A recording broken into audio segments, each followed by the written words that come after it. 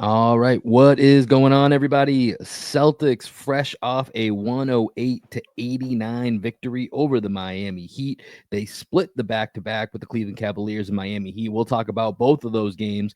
Plus, we've got our in and out segment of the week, followed by stat of the week. All that coming up here on this edition of Green with Envy. You know the deal. Let's lock in.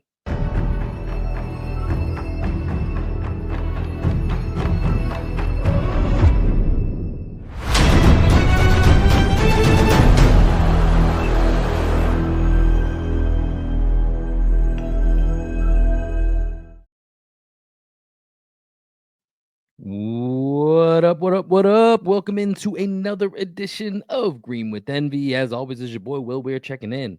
How you doing? How you living? Joining me today, as he does each and every time, my best friend, co-host, and the coach of our podcast, the one and only Greg Manakis. Greg, did you check your pockets before we started recording tonight? Payton Pritchard stole everything in my pockets, man. Oh man, what a night from Payton Pritchard. Payton Pritchard on an absolute heater. We are going to talk about him in these last two games for sure. So, plan for today, we're recording right after the Celtics beat the Heat here 108-89, a game in which it had just about as long of a list of an injury report from both teams as it did from the guys that actually played on each side. Both teams having to go kind of deep into their bench. So we're going to talk about this game, but we're going to work in the Cavs game from Sunday as well. Payton Pritchard, both of these games, really the last four games, Payton Pritchard has been on an absolute fantastic run. I think at the end of the broadcast, they mentioned he is the first Celtic since Isaiah Thomas in his initial stint with the Celtics, or right after he was traded to the Celtics.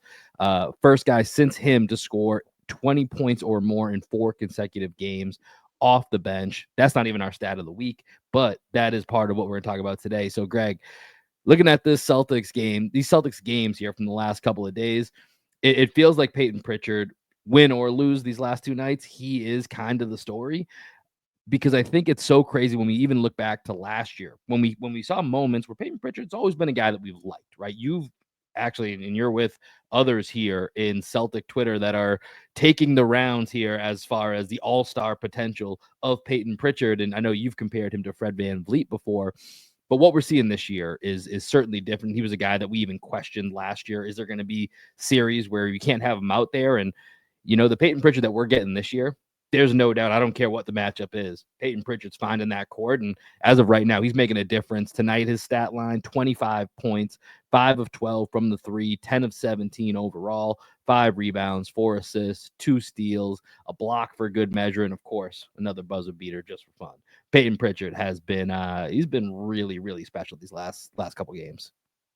He's been really special, and he's playing with such a fuck you attitude. Like the entire night when the Heat were not putting any good defenders on him, they were covering him with white guys. So like the Larry Bird quote Yeah. still stands for Payton Pritchard today. This feels like disrespectful to put a white guy on him. Question is And is he's are foreign white guys even more disrespectful? I don't know if oh there's yeah, is that exponent does that is there an make it exponentially more disrespectful when you put especially a guy from a country like Sweden, not even a Serbian, put a Swedish man on yeah. Yeah, the guy's name is Pelle Larson. Like, come on, man. Payton Pritchard was furious. He just kept looking over at Spoelstra, and he was just like, he can't fucking guard me. And he was just like, doing his little Payton Pritchard snare. Anytime he was getting to his spots, if it didn't matter if it was Pelle Larson, Tyler Hero, Duncan Robinson, whoever was covering him wasn't a good defender. And I texted our little Celtics boys group chat, and I said, Payton Pritchard is elite at this point, especially as an isolation player who's not seeing 2 defenders. That's the thing that's like making what Payton Pritchard is doing still like a little bit of fool's gold, right? Is that it's all in isolation. He's not seeing multiple defenders yet. Teams aren't really scheming for the Payton Pritchard takeover at this point. At some point, they're going to have to do it because he's proving if you don't send 2 to the ball with Payton Pritchard, he's going to just destroy you, right? So the next step for Payton Pritchard is going to be when teams start really playing to his tendencies, how can they just minimize whatever Payton Pritchard is doing, because he's still going against second units. Teams Mhm. still aren't putting great defenders on him. They're still guarding him in isolation, and he's just cooking every single Well, this person is the that's thing, put in Greg. front of him. I mean, this is kind of a hospital version of the Celtics that we got tonight, right? No Porzingis, no Horford, no Holiday, and no Hauser, who was a late scratch. Personal reasons. Hope everything's okay there. And so I don't know how teams are going to change that when you add those four guys back in and you have Derek White and you have Jaylen Brown, you have Jason Tatum. Like, you have to make a choice.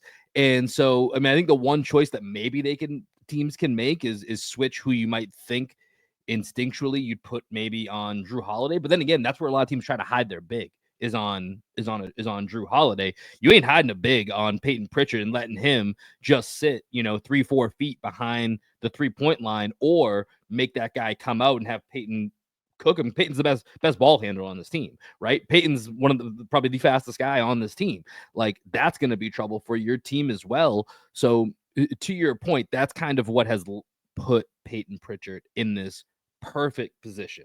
His development, and then the guys that he has the ability to play off of. I don't know how the adjustments that you're saying that probably would happen if he was in, if he was in Detroit, or if he was in Charlotte or Brooklyn, or one of these teams where it's like, okay, now you're on the next level of our scouting report. Cool. You could add him to the next level of the scouting report for the Celtics, but who are you taking off of who to make those adjustments you talked about? I just, especially when this team's healthy, I don't know if that can even be done. Pick your poison with pickpocket Payton Pritchard, man. We're just dropping peas all over the place like Drew Carter and Brian Scalabrine. It's impossible not to just speak in alliterative terms when you talk about Payton Pritchard. It's great. I just love the guy. The fact that he's reaching this level this early in the season, especially when he got off to such a slow start at the beginning of last season, where we were questioning whether he would even be on the team, as you alluded to.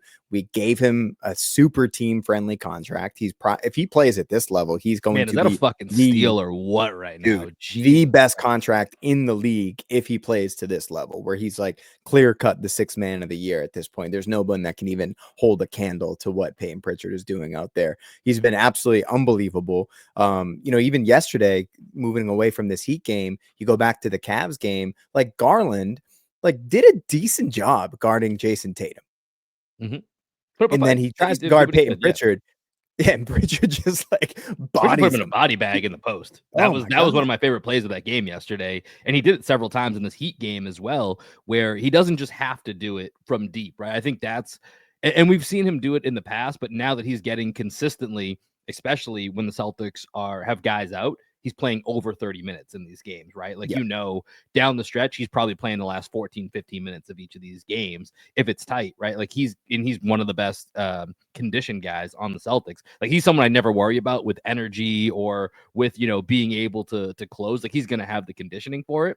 But now you're seeing, okay, you just want to leave Garland, to your point. I'm going to leave Garland in isolation. All right, I'm going to keep bumping him, play off 2 feet, 1 pump, 2 pump. I'm going to go ahead and get this layup here. He did it today and did it tonight against the Heat as well. I think he even did it against Jaime Jaquez at one point, which was impressive because he's such a bigger guy compared to Pritchard. But yeah, he's not just doing it from the 3-point line, which I think is really important when you look at his overall contribution. And this has gotten me thinking, and I don't even want to go to this point yet, but I'm going to just talk about it because we're talking about it. Payton Pritchard is playing so well right now that it's making me reconsider what the Celtics end up doing in the offseason, right? Like, in my head, it was almost a guarantee this is Kristaps Porzingis' last year in Boston just because of the injury concerns. And I think he's the guy that I would see the Celtics getting rid of just because of the injury concerns. Drew Holiday now becomes more like part of that conversation. I just love Drew, and I kind of thought Drew, when he signed the contract, he just has that stature that he would be in Boston for the remainder of that contract. Maybe the last year, the Celtics look to move off of it or whatnot, but they're going to have to make some sort of contract move in the offseason. They can't run this team back again with all the contracts that they have. So one of those big contracts on the team is going to go. The way Pritchard's playing at this point, we now have a surplus of guards, right? And then we still are looking at Kristaps Porzingis with Luke Kornet, who was amazing, by the way, tonight. Keita was great. And then, Al Horford could play until he's 45. at this point. So who knows? But it's just really making me reconsider. We don't have to go deep into it. I just wanted to bring it up. That's something that's been crossing my mind of late. Yeah, that's a deeper conversation for a later day. And we've already hinted at it at times, saying that, when you look at Payton Pritchard, Derek White, the Jays, and, who knows, especially when KP was out, it was who knows if it's going to be Luke, is it going to be Kada, whatever that might be. Like, that's probably the Celtics starting, some version of the Celtics starting five is that, if not next year, certainly the year after. And, I'll say now there's no chance Drew Holiday finishes that contract he signed with the Celtics. Like, that's just not going to happen. It's just going to be a question of, by the time we get to the end of the season, it's going to be him or KP, most likely, is what we're going to see happen. And we'll get to that. That'll be a separate conversation. But just looking at, these last two games, Greg, I thought it was really interesting getting to see different looks that the Celtics are forced into with guys out. So in the Cleveland game, no Jalen, no Derek White. Tonight for the Miami Heat game, talked about who's out, KP, Al, not sitting in the back-to-back. I do wonder, because usually they would split that up last year. I wonder if yesterday, knowing that JB was going to be out with an illness, and then Derek White was, resting that foot, I wonder if they were like, screw it, let's just go with both of these guys against the Cavs, and they have kind of the double big. So I wonder if that was, it'll be interesting to see if that's a pattern that continues. Celtics have another back-to-back Friday, Saturday. So we'll be able to kind of compare and contrast the two of whether that was just a situational call or maybe this is a different approach Celtics are going with this season as compared to last year. But a bunch of guys out in both games. And so, of course, Payton Pritchard, who we just, waxed about for first 12 minutes of this podcast, gets more opportunity, but that also leads to other guys like you talked about Luke Kornet in this game tonight, Neemias Queta getting some run, Jordan Walsh got a start. And I think the guy that we got to shout out is Drew Peterson. Drew Peterson, man, I'll be honest, he was such an afterthought for me during the preseason summer league. Like, I was just like, it's fine. He can shoot a little bit. Like, I honestly have not given him a second thought. I had to do a double take when I saw him on the court in the Cleveland game. And in both of these games, he showed me something. I don't know what it means, but the fact that Drew Peterson was out there in both games and it was a noticeable positive impact to me when he was in there for both of those games, that's a hell of a surprise that I did not have in my bingo card and I just didn't see coming. Yeah, he's a smart player. I am with you in that I haven't watched like a ton of Drew Peterson tape. So like this is my first real look at him other than a couple of main Celtics games that I tuned into last year. What I really like about him is just his tenacity on the glass. And then a weird Greg comment. I don't know if you saw this, but I tweeted out that Drew Peterson has like the neck and head of a 7'5" guy, but he's got like the torso of a 6'2", 6'3" guy. And I think that's what makes he's got a weird so body. intrigued. He definitely has a weird body. So intrigued by him. It's just that it looks like they just took some 7'5" guy's head and put it on top of a 6'3" guy's body, and now he's 6'7". That's my favorite part about Drew Peterson at this point, but he can shoot a little bit. He's tenacious. Both ends of the court, I thought he played really well. So I'm excited to see him get a little bit more burn because he fits Missoula ball to a T. Right. And I thought especially, him getting the call in that Cleveland game was interesting because we've seen so little of him, but you lose Derek White, you lose Jaylen Brown. Obviously you're losing defense in that equation, but you're losing a lot of offense, right? So you kind of need someone that can put the ball up a little bit more. And so Drew Peterson, I think for that reason, more seasoning than Baylor Shireman, and then obviously over Jaden Springer and Jordan Walsh, who aren't going to be tremendous offensive threats. He got the call, and he got 8 points against Cleveland, career high, and 7 points against the Heat tonight, and go with 7 rebounds. And Drew Peterson stepped up, man. They called him the Stay Ready Boys. He stayed ready. It was a good 2 nights for Drew Peterson to continue to kind of build off that momentum. Is this going to be an all white guy podcast? It very well might be. Like, there's a lot of white dude. There's a lot of Caucasian connections to make with this Celtics team. Probably one of the reasons that they're so well liked. Just if we're being very, very honest here in the city of Boston, a lot of Caucasian connections. Do you want to go to another Caucasian? We got to talk about Kornet. Let's do it. We got to talk about Kornet. We said at the beginning of the season, he was playing so well in the preseason. When we had Cerruti on, we were like, when is Russillo going to do his Luke Kornet segment? And he was like, I don't know if that's going to happen, guys. But he was playing so well with the starters, and he's like the perfect system player on both ends of the court because he's always in the right place. he can guard around the rim. He was big guarding Bam Adebayo tonight. I think he finished with 6 blocks tonight. Yeah, 6.6 blocks, 4 rebounds, 3 assists. And he's a vertical spacer at the rim. And sorry, just to add to that, Bam shot 6 of 18 on the night as well. Yeah, and this was something that in the playoffs last year when we were going up against the Heat, I was just like wondering, who the Celtics would put up against Bam with KP out. Would it be Al Horford, who historically hasn't really played great against Bam? Were they going to go small and put someone like Jalen on him? You saw Jalen play great defense on him tonight. Or could they have gone to a Luke Kornet? Could they go to a Neemias Queta? Because Rob Williams was like the Bam stopper whenever he was healthy. Going all the way back to the bubble. We always bring it up anytime we talk about the Heat. Daniel Tice just getting cooked by Bam Adebayo, possession after possession after possession in some of the biggest moments. And to see Luke, really hold his own against a guy that we know can really be a dominant mid-range to post player. I was super impressed with Luke. What was it? There was a stat they threw out on the broadcast tonight. He's one of 3 players this year to have 6 or more blocks 2 times this season. The others being Klingon and Wemby. That's correct. Yep, Klingon and Wemby were the other 2. Like when Luke Kornet gets his opportunities, man. When he gets his opportunities, Luke Kornet has been delivering. Another great stat they threw out on the broadcast tonight. Luke Kornet is 10-0 as a starter with the Boston Celtics. Like that just shows you the depth that this team has. Al Horford, nobody expected him to be playing at this level at this point. Nobody expected Kristaps Porzingis to fall into our laps. So like there was a chance Luke Kornet would have been elevated to a higher role sooner than expected if we didn't have the Horford late career renaissance or late career continuation of greatness and Kristaps falling into our lap. So he's proving that he is definitely a third big in this league. He's a backup center for sure, and he could start. I've been thinking a lot about like you throw Luke Kornet into the late 80s and 90s, like how many teams does he start for? Like he's one of those guys that's just he's big, he's long, he knows how to play. He can be physical. He's getting a lot with more physical. The Matt Geigers, the Greg Ostertags, and the Luke Longleys of the 90s, right? Like why couldn't Luke be one of those guys on one of those teams, right? Like that feels like entirely appropriate. Yeah, that feels entirely appropriate that he could be it. But something that you mentioned that I think just is what sticks out to me looking at these 2 games as a whole is the Celtics depth, right? Like Miami was also depth. I can't even really take much from Miami in this game, if I'm being honest, just that their offense looked like I'll tell you one thing about Miami. Why is Haywood Highsmith like the best Jason Tatum defender in basketball? Does he lock down other elite wings anytime he goes up against them? Tatum was like kind of in prison all night.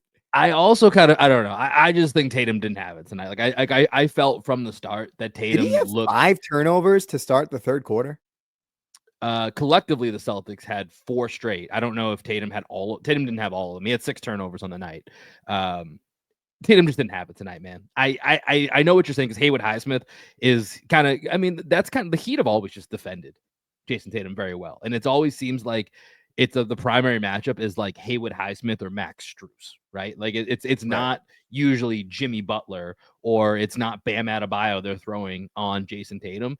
And so I don't know. Maybe that's a Spo thing. Maybe it's just the guys that they find that just happen to give Tatum trouble. Tonight just wasn't Tatum's night. I felt like he just kind of wasn't fully there mentally, if I'm being honest, which, he had a big bird on his shoulders from the day before. Like, he never misses games. So I just kind of looked at it like it's just one of those nights. I'm not super concerned about Tatum. Just get out of here healthy. And with all that said, he finished with 18, 11, and 4, so still not like he didn't contribute while he was out there. But again, to the depth of this team, which is what I wanted to talk about with these 2 games here, is you play a Cleveland team that's been record-wise the best team in the NBA to start the season. You play them down to the wire. Yes, they had a 12-point lead going into the fourth quarter, but being down Derek White, being down Jaylen Brown, KP, it's his 3rd game back. Like, all things considered, and the Cavs are fully healthy, coming off 2 losses to the Hawks. Like, they were just more desperate for that win. Donovan Mitchell goes off. Like, I can't really have too many issues with that. Like, I still left that game going, hey, the Cavs are real, but also if we have our full complement, I don't think that game is he like that's a game the Celtics win all day, every day, and they could have won it at 60% of what they normally are as far as a team. And then you have tonight where, you have even more guys out, and all the white guys that we've mentioned here, Drew Peterson getting in there, Baylor Shireman getting in there, Luke Kornet getting in there, and everybody finding different ways to contribute and kind of stick out. To me, this is what potentially, even if the record's not going to be as good as it was last year, this is where year 2 of continuity, and then also developing those guys lower on the roster who seem to be stepping up when they get those opportunities. This is the case, even though it's a 1-1 split in a back-to-back, of why this team might actually be better this year than it was last year. Yeah, the depth is crazy, man. And that makes me think about your comment about, was it strategy to play Porzingis and Horford against the Cavs just to get a deeper look at the deeper end of the bench tonight? Because if you sit one of those guys and play them, maybe you don't get the Luke Kornet game tonight. Maybe you don't get a Drew Peterson game yesterday with JB and White being out. Yeah, it's just like, with the Cavs thing, I was just thinking they probably wanted to get a look. What would a double big matchup look like against them, just because they are a double big team themselves? Yeah, but this team, dude, we think about the year after the Celtics won the title in 2008, and many people said that the 2009 team was better. It's a chance that this, 2024 that KG injury team is better. Yeah, it felt like it. Yeah. Did you see Paul Pierce's comment, by the way, where he said the 08, if the 08 Celtics were to play the 24 Celtics, they would mentally break them? they did it to LeBron for years and years. So I don't. Yeah, it did. Okay, I feel like this is one thing Celtics fans always overlook, and I'm just gonna call it out now. That was like year 5 LeBron. And I know it's LeBron, but that's like saying 2 years ago the Heat broke Jason Tatum, right? And just never letting that go. It's kind of the same thing if we're being really honest with ourselves. But I know that's like Paul's like grasp that I went toe to toe with the best. I'm like, you did. There's no doubt about it. But like, it was year 5, 23-year-old LeBron. Like, this is different. No one's gonna want to hear that. No one's gonna want to hear that. So we're gonna move on here. Let's go to in or out for what we got for this week, Greg. Let's go to our in or out segment. Each week we are going to bring this to you. Usually this is going to be on a Sunday, but because of the back-to-back, we decided to record after the game tonight against the Heat. So each week, Greg and I are either in or out on something. We're going to make the case for it here. Greg, I'll let you go first. What are you in or out on for this week?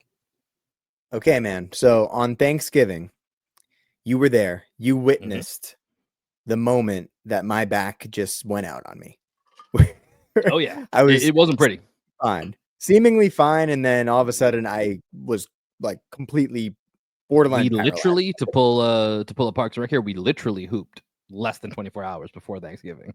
Yeah, and I don't understand what happened to my back, but it just went on me, and I couldn't move the next 48 to 72 hours. So we're recording this on a Monday. Thanksgiving was on a Thursday.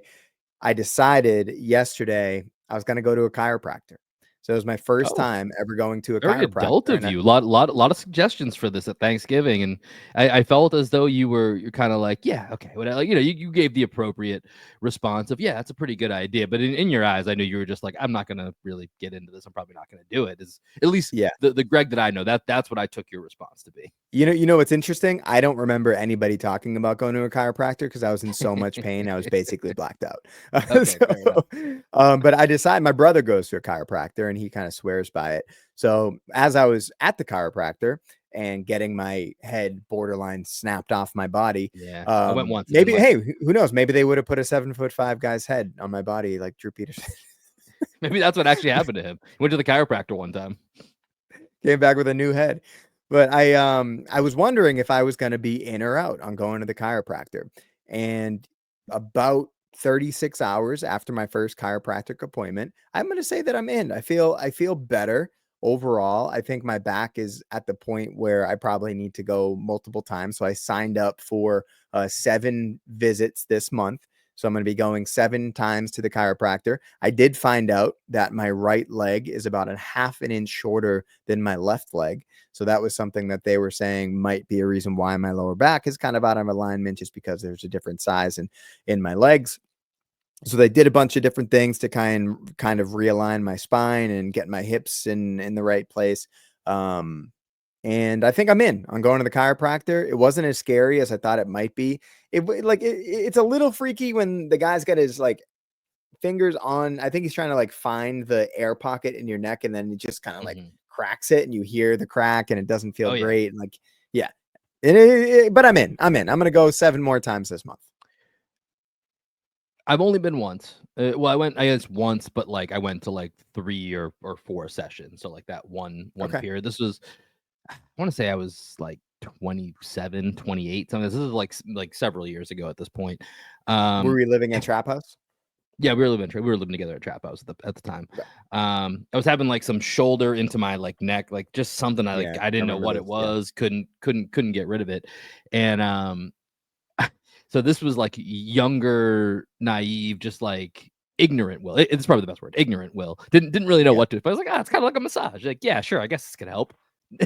Was so unprepared for that last movement that you just talked about, where they're like I was like, oh, they're just gonna like massage it a little bit, and they'll like I really did not enough research, did not know what to expect.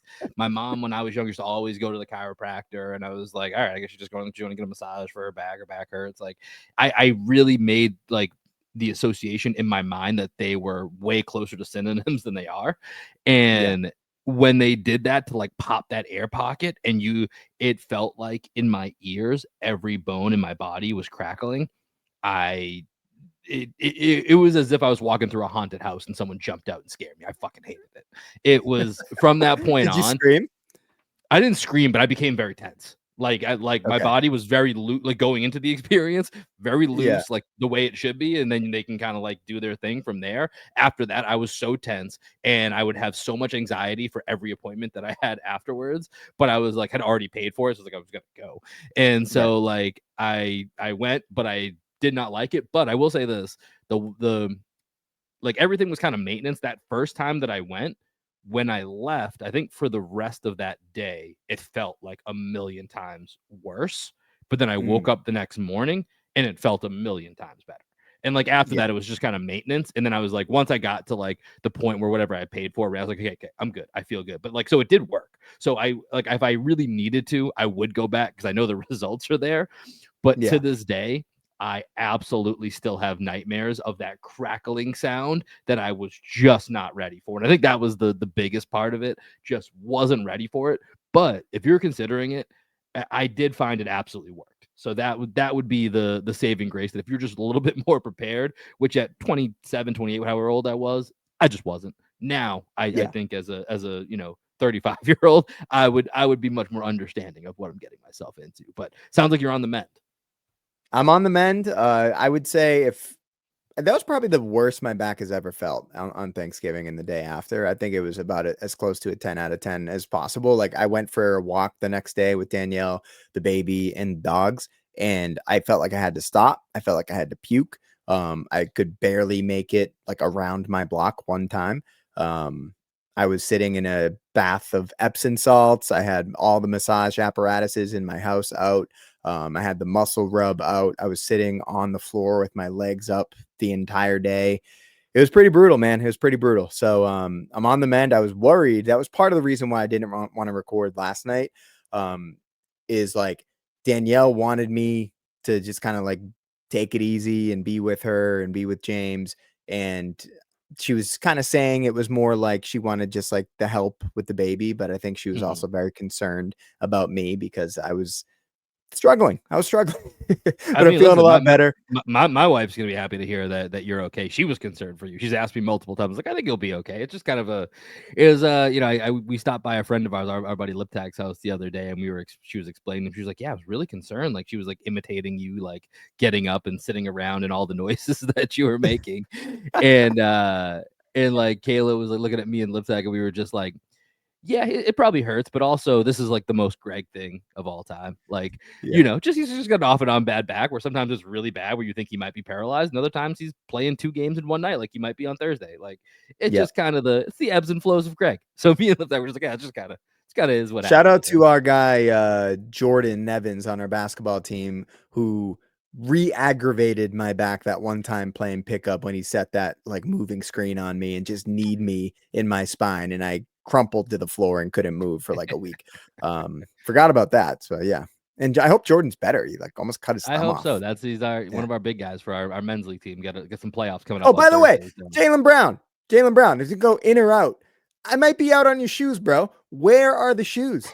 Where are the shoes? I ordered them. I wanted them for our How long ago did championship you order games. November 22nd. Okay. I mean, holidays, I guess, but it's all this is say just like them being $200. This is dealing with an independent operator here, man. Yeah. It's they're still figuring it out. So Hey, you might not get those shoes until 2025. We'll see. We'll have to have to stay tuned, see what's up on them. But all right, let me go to my in or out for this week. And I'm going to go back to the Celtics Cavs game here. I'm out on fouling up 3. I get it. Okay. It's a solid strategy. That was such an anticlimactic ending to a really good game between two top teams. The last 34 seconds of this game took 17 actual minutes to play, and it was just inbounding the ball and free throws for the entire time.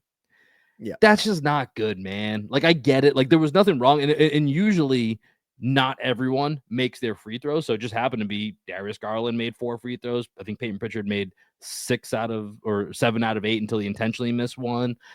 George Niang made 2. Donovan Mitchell made 2. Like, usually somewhere in that, somebody misses and it changes the strategy. And so it's not just the fouling and the free throws back and forth. And I don't know how you solve this, but it just wasn't a good product for what was 2 top teams that, even on a football Sunday, and maybe just my algorithm is loaded with basketball. So I get, like, it feels like there were more eyes watching it, but it felt like even people that wanted to tune in, like, were at least like, all right, let me check in on the fourth quarter of this game. And you got Donovan Mitchell going nuts. Tatum was awesome in the third quarter and had a few moments in the fourth, and ended up belonging to Mitchell. He kind of made a couple shots. Tatum didn't make a couple, but then when it got to this back and forth foul game, it just sucks, man. And listen, we're one to complain. We have a coach that will foul up 5 or up 6, so that way you can't get down to that one point possession. But once again, the strategy of it is sound and it makes sense.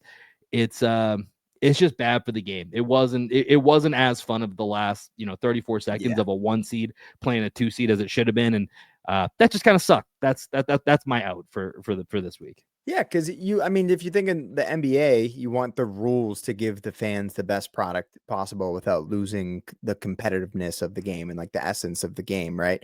So imagine this is game 7 of the NBA Finals or Eastern Conference Finals of the Celtics Cavs, right?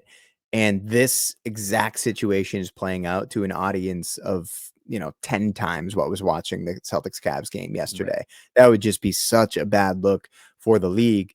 Counterpoint to that, though, those free throws become a hell of a lot more pressure packed, right? So like maybe it doesn't get to that point. Yeah. So like in this game, there wasn't like a ton of pressure on anybody shooting the free throws. Like Darius Garland's 94% from the line. He's not going to miss those. But when George Niang goes to the line, maybe he misses. Maybe the Celtics do everything in their power to foul Evan Mobley like they could have multiple times and just couldn't figure out how to get to him before he passed the ball. Like that would have been interesting. Mm-hmm. And then like the Payton Pritchard, I kind of like the opportunity to throw the ball off the rim and get your own rebound. Because like, what if he had it, man? He had it, but he's just not Ann Edwards, so they called the violation. Were you thinking about me when that 100%, happened? 100%, yeah. Yep. Created. If the audience doesn't know, tell them about how Ann Edwards lane violations have been bothering Anthony Edwards on every single free throw steps into the middle of the lane like he's a freaking 5-year-old and they're giving him different rules than everybody else shooting free throws. Like he's one of the most athletic people in the world, and you're telling me he can't keep his feet behind a line for a freaking stationary shot? Like Anthony Edwards is capable of doing this, and the NBA just allows him to walk into the lane because he's not creating an advantage. Seemingly, I haven't asked the NBA officials why they let him do this, but he walks into the lane like egregiously on every single shot.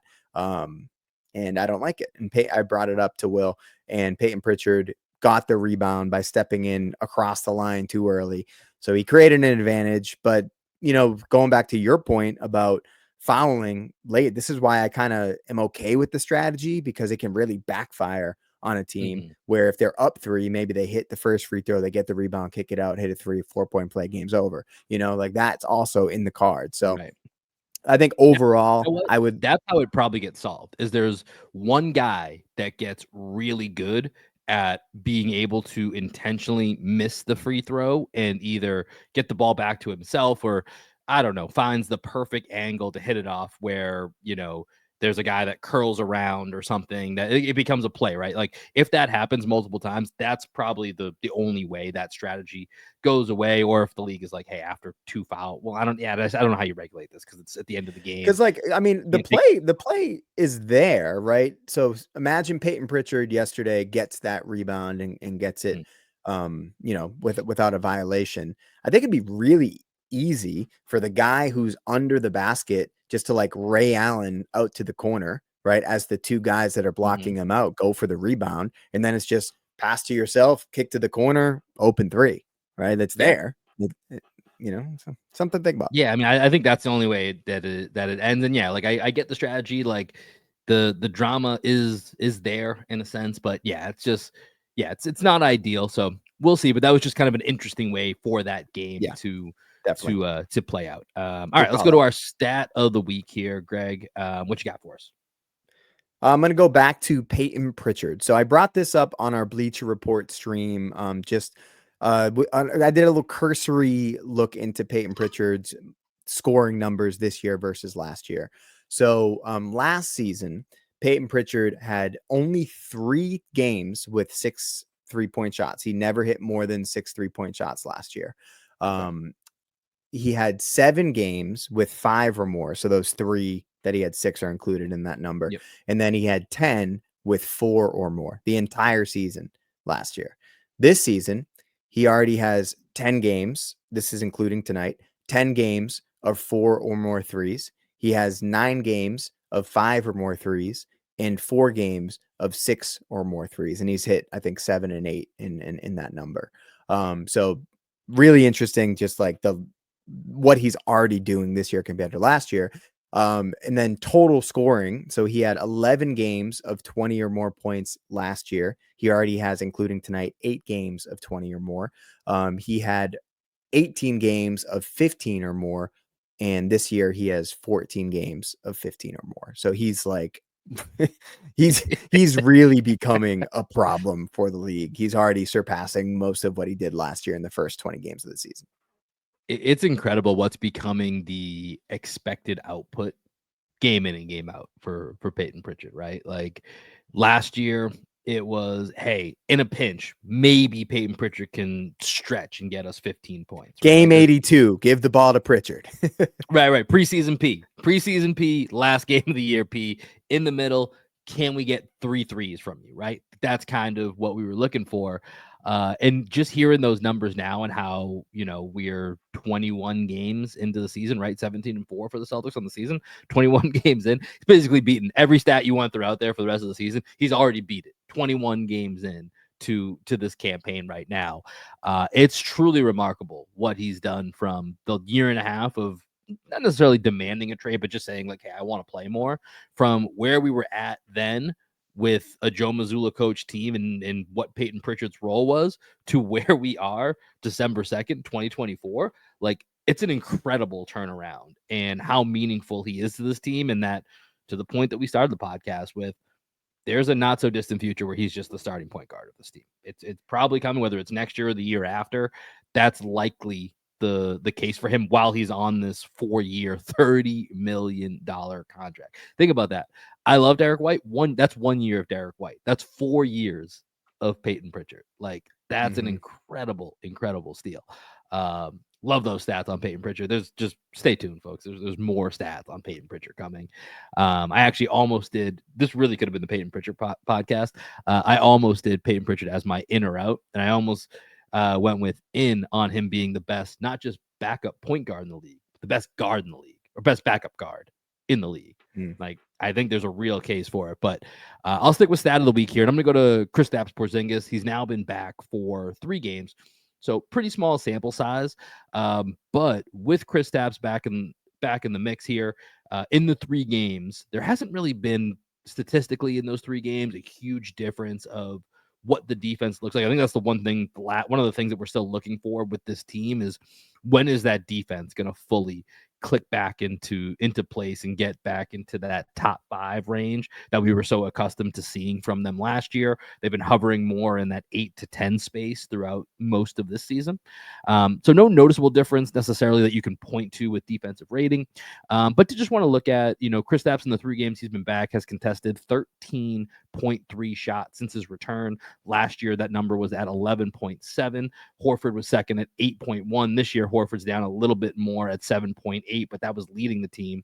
And so when I think back to, the first couple games that we've seen Porzingis in, and we've talked about this a lot, even dating back to, we're talking about Rob Williams again, but dating back to, these double big lineups, there's just something about feeling that presence at the rim, right? And getting more contested shots, getting Porzingis's length, even if it's him contesting a shot in the perimeter, it's just different when it's a 7'3" guy versus even a 6'10" guy like Al Horford contesting you at that 3-point line, right? Just makes a difference.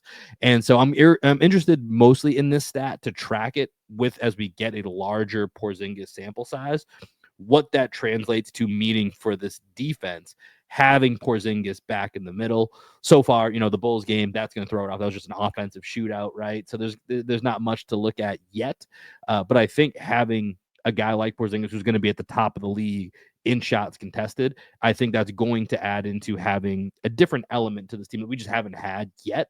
And I want to see if over the next 20 games or so as we head towards the All-Star break, do we start to creep back up to that top 5 defense that I think at some point the Celtics are really going to need when they're looking to make this run to repeat. And that's going to have a lot to do with the health of KP.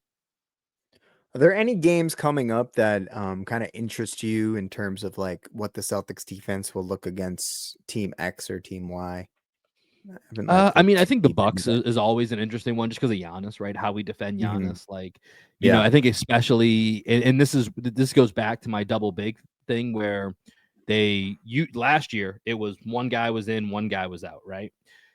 They went with the double big against Cleveland. I'm going to be very interested to see what they do on Friday and Saturday with the Bucks. That's another team where you could see, obviously, especially with the way Al defends Giannis, that you could see, this makes a lot of sense to see what our double big looks like against Giannis, Brook Lopez, and Bobby Portis, who are 3 guys they have to play no matter what, right? Yeah. And then you have Memphis the next night where they have Jaren Jackson, they've got Edie. So either way, it's kind of like pick your poison of do you want to split this up? Are you going to keep them together? So I think for me that goes back to seeing, is this a trend of them picking one game and keeping KP and Al together? Or was that just circumstantial? Like, hey, we're going to be down Derek White and JB in this game. Like we just need to adjust for this, or if that's the way they're going to play it going forward. So that's something I'm kind of looking forward to.